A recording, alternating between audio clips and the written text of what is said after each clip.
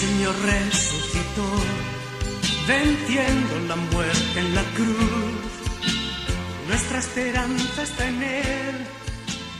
Él es nuestro... Hola hermanos, el día de hoy, 1 de mayo del 2019, es miércoles de la segunda semana del tiempo de la Pascua.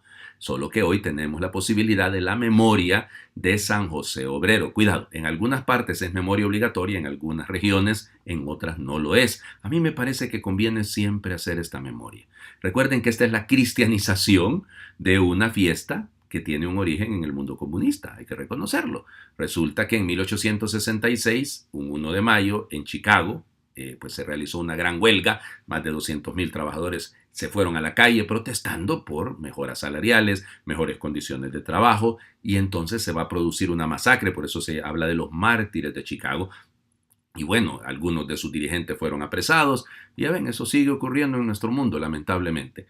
Y de ahí entonces la Internacional Socialista fundó, digamos, el 1 de mayo como el Día del Trabajo a nivel internacional.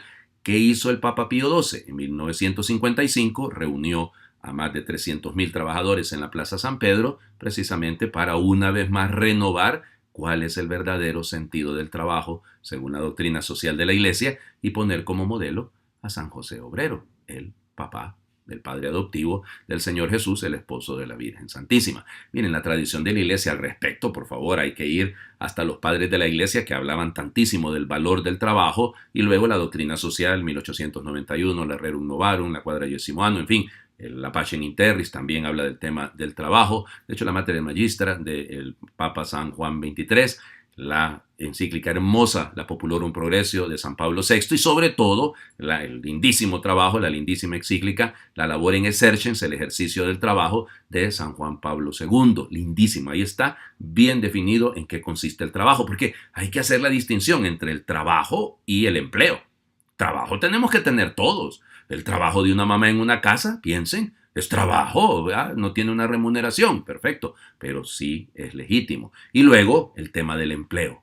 En nuestro mundo es una crisis que vivimos constante por las condiciones en las que lamentablemente se van desarrollando el ejercicio del trabajo.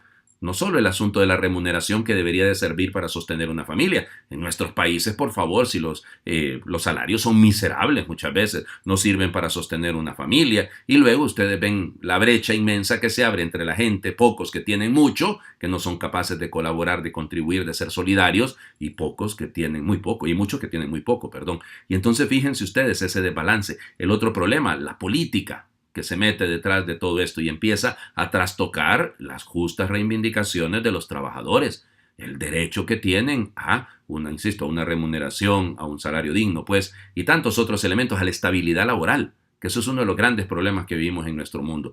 El valor de la estabilidad laboral, las oportunidades de empleo que se deben gestar también, y no solamente deben ser los estados, no debe ser únicamente el gobierno el que entra en este juego, sino que también la empresa privada que contribuye mucho a eso. En fin, ya me estoy desviando un poquito del tema, pero yo creo que vale la pena que hoy nos detengamos viendo la figura de San José para contemplar cuál es el modelo.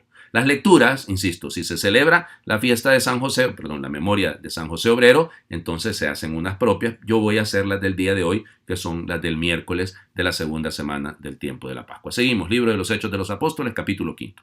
En aquellos días, el sumo sacerdote y los de su partido, que eran los saduceos, llenos de ira contra los apóstoles, los mandaron a prender y los metieron en la cárcel. Pero durante la noche un ángel del Señor les abrió las puertas, los sacó de ahí y les dijo: vayan al templo y pónganse a enseñar al pueblo todo lo referente a esta nueva vida. Para obedecer la orden se fueron de madrugada al templo y ahí se pusieron a enseñar. Cuando llegó el sumo sacerdote con los de su partido, convocaron al Sanedrín, es decir, a todo el senado de los hijos de Israel, y mandaron traer de la cárcel a los presos. Al llegar los guardias a la cárcel no los hallaron y regresaron a informar. Encontramos la cárcel bien cerrada y a los centinelas en sus puestos, pero al abrir no encontramos a nadie adentro. Al oír estas palabras, el jefe de la guardia del templo y los sumos sacerdotes se quedaron sin saber qué pensar. Pero en ese momento llegó uno y les dijo: los hombres que habían metido en la cárcel están en el templo enseñando al pueblo. Entonces el jefe de la guardia con sus hombres trajo a los apóstoles, pero sin violencia, porque temían ser apedreados por el pueblo. Qué pena eso, ¿no? Cuando la violencia se vuelve la justificación, una búsqueda de un recurso, y no lo debería de ser nunca. El diálogo debería ser siempre el camino. Estos por miedo no recurren a la violencia. Y muchas veces ocurre al revés, ¿no? Es el miedo el que mueve a los gobernantes a moverse a la violencia. Y los pueblos reaccionan de esa manera, a veces motivados también por ideologías. A veces, digo, no necesariamente es que ocurre siempre así. En fin, ¿qué es lo que hay que quedarnos con esta imagen? La obediencia de los apóstoles, ¿no? Siguieron enseñando en el pueblo, punto. Se fueron de nuevo al templo. Ya los habían metido presos, ya los habían amedrentado, ya los habían amenazado. Ajá, y vuelven a lo mismo. Qué tercos que son. No, esa no es terquedad. Esa es fidelidad. Porque hay de terquedades a fidelidades. No sé si me explico. O sea, una cosa es que usted se empeñe en hacer lo malo, eso ya es terquedad. Otra cosa es que usted se empeñe en hacer el bien, siguiendo la voz de Dios, y eso es fidelidad. Por eso, decir, por ejemplo, seguir en una relación. Ya pienso, el mes de mayo es el mes de la Virgen, ¿no? Hay que encomendar a nuestras familias, hay que encomendar también a nuestros matrimonios. Perfecto. Entonces, a veces hay una cierta terquedad, una búsqueda egoísta, una búsqueda vanidosa. No, no, no. Hay que buscar la voluntad de Dios. El Evangelio, seguimos en el capítulo 3, lindísimo, del Evangelio de Juan. Tanto amó Dios al mundo que le entregó a su Hijo único para que todo el que cree en Él no perezca, sino que tenga la vida eterna. Porque Dios no envió a su Hijo para condenar al mundo, sino para que el mundo se salvara por Él.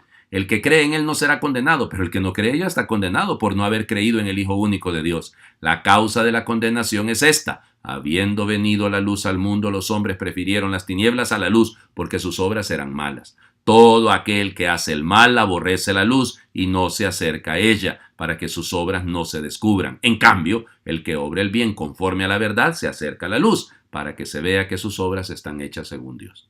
Qué lindo, ¿no? Esta es una síntesis de lo que debe ser el Evangelio.